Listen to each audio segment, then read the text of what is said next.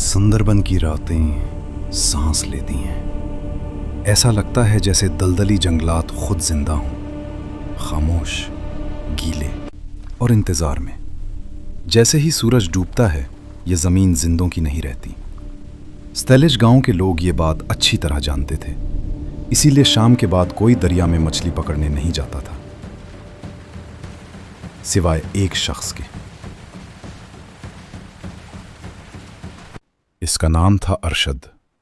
26 साल का, जिद्दी और डर को जहालत समझने वाला। गांव वाले अरशद को डराते रहे इस अजीब सी रोशनी से जो रात को दरिया में दिखती थी। पर अरशद कहता, आलिया कोई भूत नहीं, सिर्फ दलदली गैस है। मुर्दे चिराग नहीं जलाते। और गांव वाले खामोश हो जाते। अरशद का बूढ़ा चाचा अरशद को बोलता रहता कि इस रोशनी का पीछा नहीं करना, पर अरशद किसी की नहीं सुनता था। सूरज गुरूब होने से जरा पहले अरशद की कश्ती स्याह पानी पर फिसलने लगी।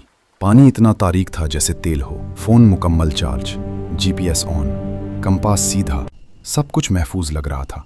फिर धुंध आ गई और तब उसने उसे देखा।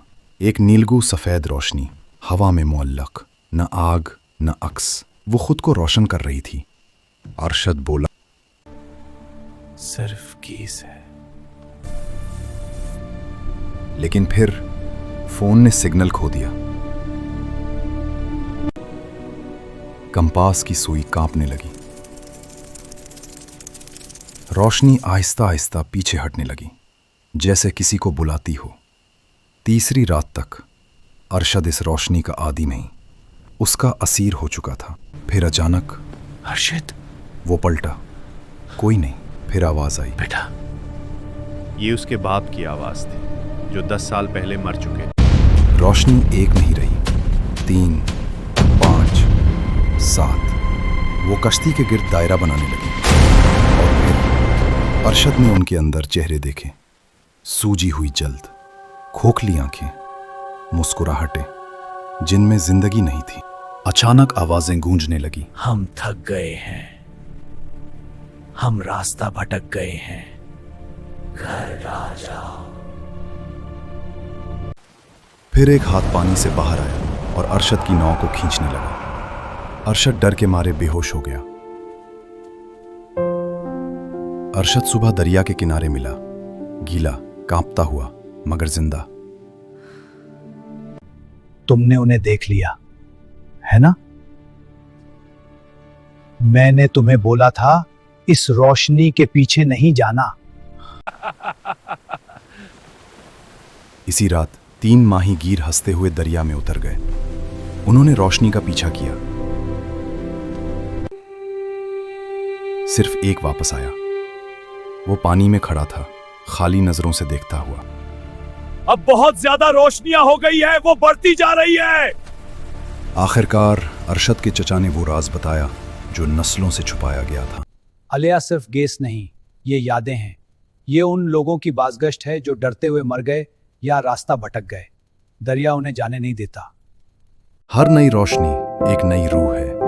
तब अरशद को समझ आया, रोशनी ने उसका नाम क्यों लिया था। उसका बाप इसी दरिया में डूबा था, और शायद दरिया हमेशा किसी को अपने बदले में मांगता है। आखिरी रात धुंध पहले से ज्यादा गहरी थी। अरशद अकेला दरिया की तरफ चला। रोशनियां पहले से वहां मौजूद थीं, दर्जनों। वो अलग होकर एक रास्ता बनाने लगी। उनके दरमियान उसका बाप खड़ा था। आ जाओ बेटा, अब दर्द नहीं होता।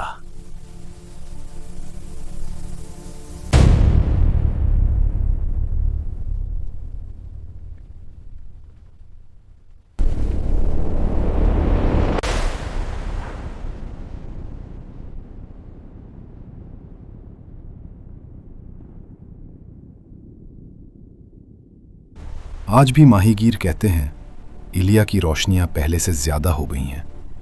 कभी कभी एक रोशनी बाकी सबसे अलग हो जाती है, किनारे के करीब आती है, और अगर आप गौर से सुने वो आपका नाम पुकारती है।